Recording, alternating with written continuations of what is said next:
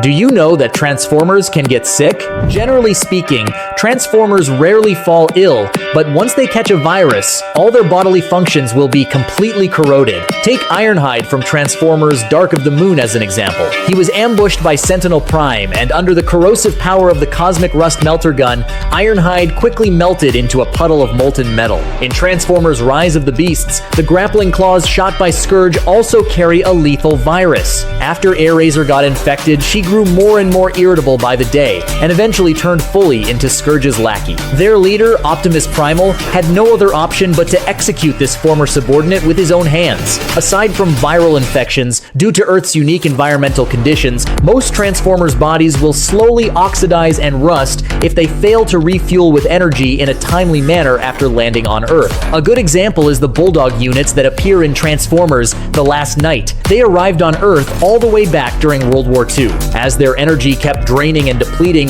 most of their physical systems degraded ages ago. Even the immensely powerful Jetfire endured constant oxidation and rust over many years, ending up covered head to toe in rust, with none of his former overwhelming power left. From this, we can easily tell that Transformers will barely develop these kinds of degenerative ailments as long as they leave Earth's environment.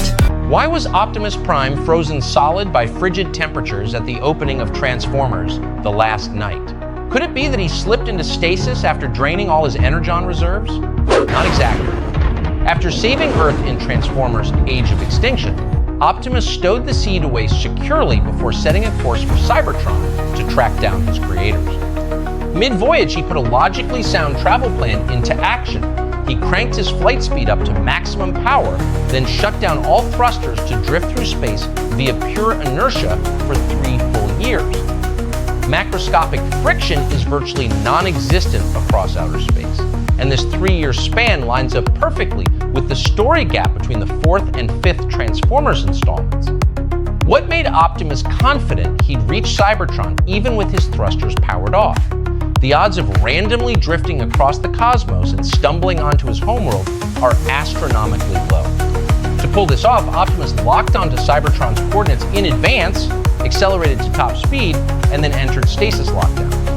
Barring collisions with celestial bodies or interstellar debris, his frame would keep gliding at a constant inertial pace, only jolting awake if an impact with some cosmic object jarred his systems.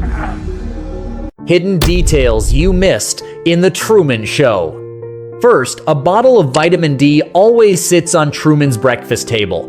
Though it seems trivial, it carries profound implications.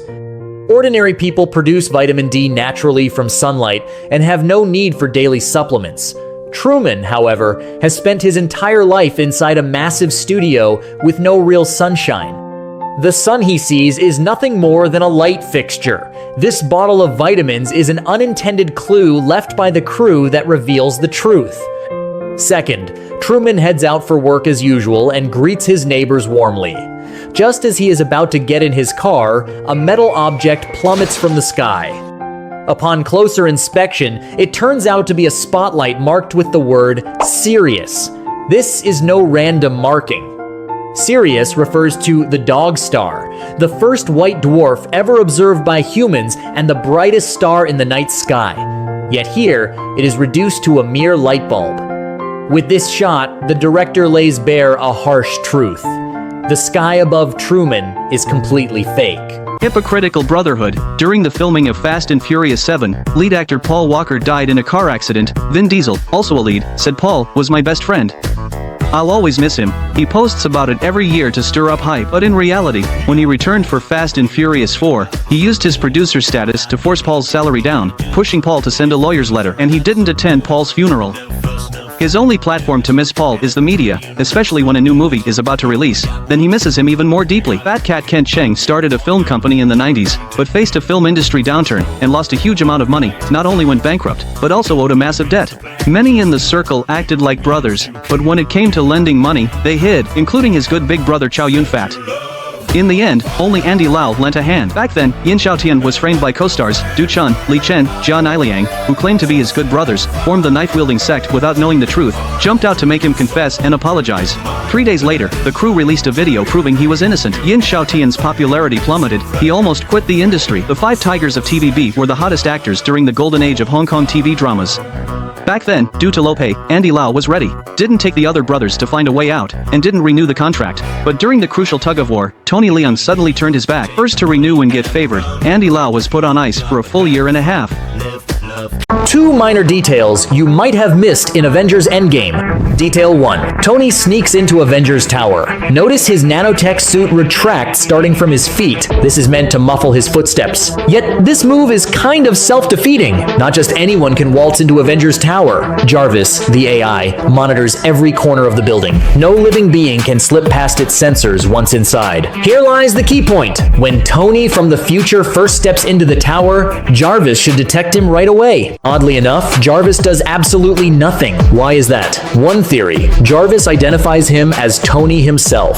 Bound by its core programming loyalty to Tony, it chooses not to raise an alarm. Maybe at that very moment, Jarvis already knows. This is future Tony returning to complete a mission. Detail 2. During the final battle in Avengers Endgame, Thanos uses Iron Man as a human shield and takes a direct hit from Thor's hammer. Iron Man's nanotech suit absorbs the blow, leaving him only briefly knocked unconscious. Because of this short blackout, he misses an iconic moment. Captain America picks up Mjolnir and lays into Thanos in an incredibly badass sequence. Iron Man does not see any of it. Later, when all heroes assemble, Mjolnir flies back into Captain America's hand. The camera cuts to Iron Man. He looks totally confused and whips his head toward Captain America, utterly shocked that Cap is worthy enough to wield Mjolnir.